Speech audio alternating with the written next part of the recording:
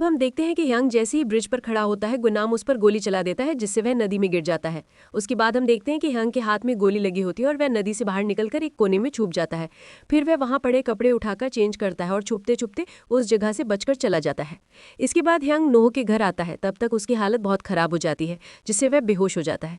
उसे अचानक से देखकर नोह बहुत परेशान हो जाता है और उसे अपनी दुकान के अंदर ले जाता है और उसके हाथ से गोली निकालकर अच्छे से बैंडेज करता है और उसकी केयर करने लगता है। दूसरी तरफ गुनाम अपने फोन पर यंग के कपड़ों को देखते हुए सोचता है, तुमने यहाँ से भागकर सब बर्बाद कर दिया, तुम्हें ये सब करने की क्या जरूरत थी। तभी काउ उससे कहता है, मेरे सीनियर उन कैदियों की रिपोर्ट मांग रहे हैं जिससे मुझे बहुत डर लग रहा है।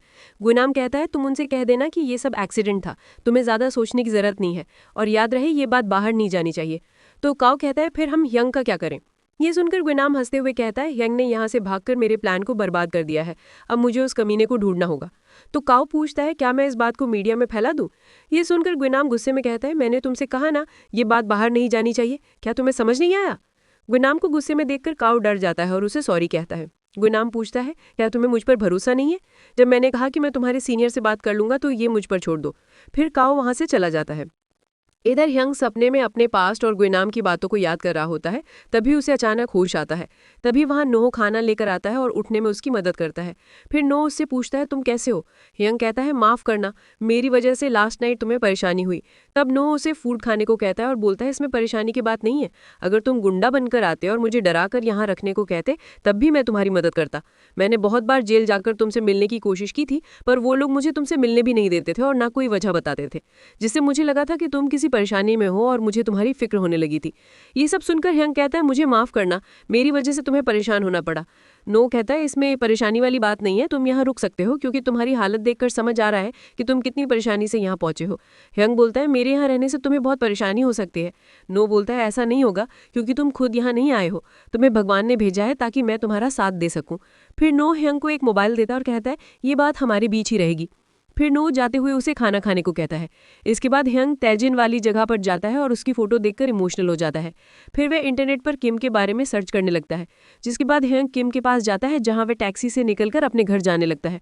तभी यंग उसका पीछा करने लगता है, जिससे किम को आभास हो जाता है कि कोई उसे स्टॉक कर रहा है। इसलिए वह हान को कॉल करके आने को कहता है और जल्दी जल्दी सीढ़ियां चढ़ने लगता है। यंग भी उसके पीछे आता है, पर थोड़ी देर बाद यंग रुक जाता है तो किम अपने घर जाने लगता है। तभी एक कोने से यंग बाहर आता है। उसे देखकर किम बहुत डर जाता है और भागने लगता है। तब तक ह्यांग उसके पास पहुंचकर उसे पीटने लगता है। फिर ह्यांग किम को बुरी तरह जख्मी करके उसे बांध देता है और अपने मोबाइल में रिकॉर्डिंग करके बयान देने को कहता है। किम बताता है कि वह ये सब किसी के ऑर्डर पर करता है। तो ह्यांग पूछता है, तुम लोग क्या करते हो और इसके पीछे कौन है। तब किम चुप रहता है, जिससे ह्यांग उसके घर में तलाशी लेने लगता है और आखिर में किम के बैग की तलाशी लेता है, जिसमें से एक लड़की की फोटो और उसके बारे में बहुत सारी जानकारी मिलती है। ये देखकर ह्यांग उससे पूछता है, ये लड़की कौन है। किम चुप रहता है, जिससे ह्यांग एक नुकीली चीज उसके पैर में डाल देता है। तब दर्द के मारे किम बताता है कि इस लड़की का नाम जंग है और ये हमारी नई कुलप्रिट है।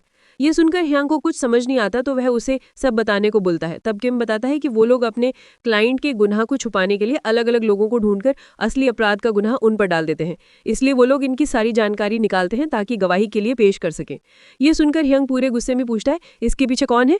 किम कहता है, अगर मैंने तुम्हें बता दिया तो वो मुझे मार देगा। तभी वहां हान आकर ह्यांग पर अटैक कर देता है, तो ह्यांग उसे फाइट करने लगता है और उसे हरा देता है। तब तक किम अपना हाथ खोलकर ह्यांग को स्टिक से मारता है, पर किसी तरह ह्यांग उनसे बचकर उन दोनों को पीटता है, जिससे उनकी हालत खराब हो जाती है। तब मौके का फायदा देखकर हान कमरे से बाहर निकलकर वहां एक बम फेंक देता है। ये चीज ह्यांग देख लेता है और वह जंग की जानकारी वाली फाइल लेकर खिड़की से कूदकर एक कार पर गिरता है, जिससे उसे बहुत चोट आती है, पर किसी तरह वह खुद को संभालकर वहां से भाग जाता है। इधर हान भी किसी तरह किम के घर के नीचे आता है और वहां से जाने लगता है। वहीं दूसरी तरफ गुनाम अपने गार्ड्स के साथ तलवारबाजी कर रहा होता है, जिसमें वह सबको हरा देता है। वहीं उसकी नैनी ये सब देख रही होती है। तभी गुनाम के फोन पर कॉल आता है, तो नैनी उसे फोन देती है। तब गुनाम देखता है कि उसे डायरेक्टर वू पर कॉल आया है, तो वह उनसे बात करता है और परेशान हो जाता है। ये देखकर नैनी उससे पूछती है, तुम अपसेट क्यों हो, यहाँ की बात मुझ पर छोड़ दो। तब गुनाम वहां से चला जाता है। उधर हान एक सुनसान गली से जा रहा होता है, तभी वहां गुनाम आ जाता है, जिसे देखकर वह डर से भागने लगता है। पर गुनाम उसका पीछा करता है तो वह उस पर अटैक करने लगता है, तो गुनाम भी अपना चाकू निकालकर उस पर हमला करता है, जिससे दोनों के बीच फाइटिंग होने लगती है। थोड़ी देर में गुनाम हान को जख्मी करके नीचे पटक देता है और उसे पैसे का एक पैकेट देकर पूछता है, तुम्हारी ये हालत किसने की थी। तब हान गुस्से में उस पर अटैक करने की कोशिश करता है। ये देखकर गुनाम उसके गले पर पेन से वार कर देता है, जिससे उसकी मौत हो जाती है। फिर वह बार बार हान के शरीर में वार करने लगता है और कहता है, अब मुझे बहुत अच्छा लग रहा है। इसके बाद वह एक कॉल करके कहता है, मैंने फिर से एक मेस फैला दिया है, इसलिए मुझे तुम्हारी मदद की जरूरत है और अब हान हमारे साथ काम नहीं करेगा, हमें कोई दूसरा डॉक्टर हायर करना होगा। ये बोलकर वह कॉल कट कर देता। नेक्स्ट सीन में हम देखते हैं कि डिटेक्टिव हुआंग डिस्कशन ऑफिस जाता है, जहां एक ऑफिसर उसे कहता है, तुम्हारे पास कोई ऑप्शन नहीं है, तुम्हारा फाइल बंद होता है, तुम बस इस फॉर्म पर साइन कर दो। तो हुआंग इस फॉर्म पर साइन करके कहता है, मैं जानता हूं ये सब सिर्फ इसलिए नहीं हो रहा क्योंकि मेरे अकाउंट में थोड़े पैसे आए हैं, बल्कि इसकी कोई और वजह है, इसलिए तुम ये सब कर रहे हो। तब ऑफिसर उसे एक पेपर का हिस्सा देता है जिसमें कुछ नंबर लिखे होते हैं। हुआंग उस पेपर को लेकर बाहर निकलता है, तभी उसे एक नई कार दिखती है जिसमें वही पेपर वाला नंबर लिखा होता है।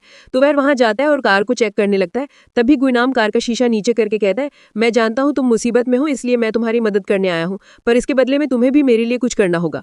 ये सुनकर हुआंग पूछता है, मुझे क्या करना होगा? तब गुइनाम स्माइल करते हुए उसे एक फोन देता है और कहता है, तुम अब इस बारे में सोच सकते हो और मेरा काम हो जाने के बाद जो तुम्हें चाहिए वो मैं तुम्हें दूंगा।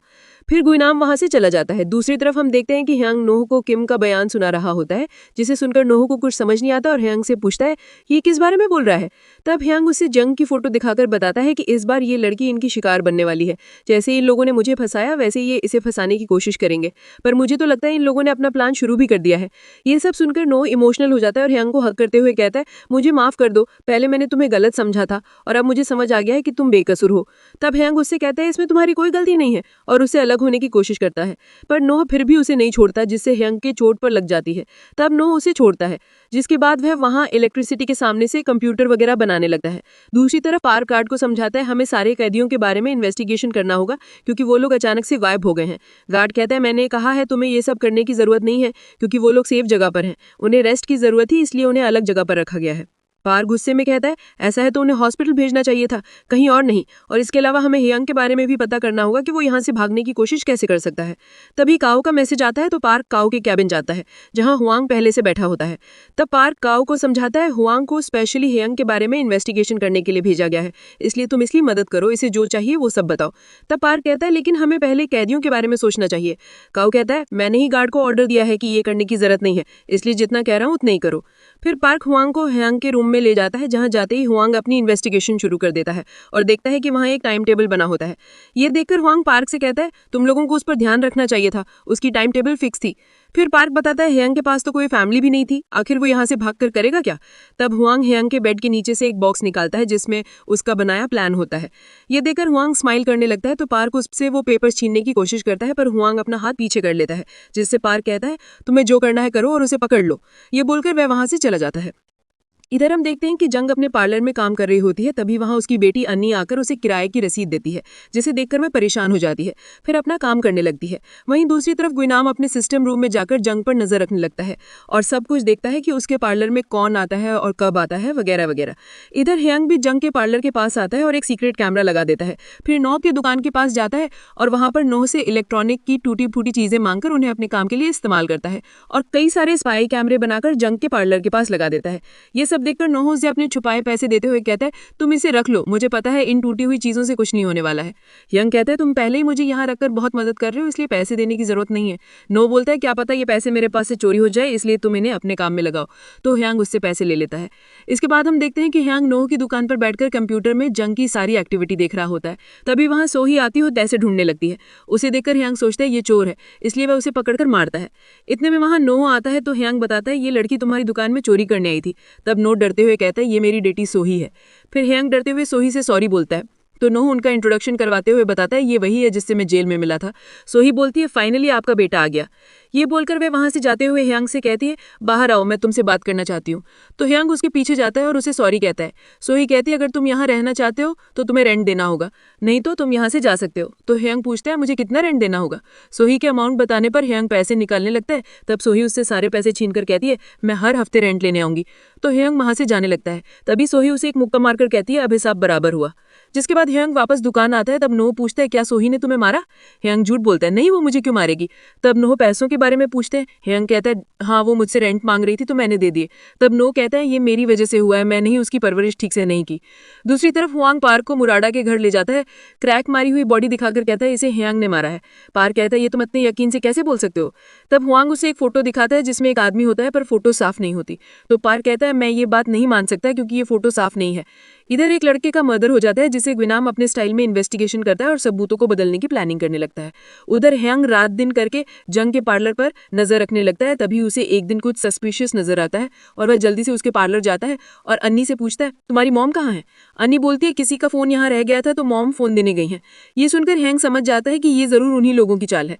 फिर हैंग अन्नी से पूछता है, क्या तुम्हारे पास वहाँ का एड्रेस है? तो अन्नी पेपर पर लिखा एड्रेस बताती है। तब हैंग अपनी बाइक से वहाँ जाने के लिए निकल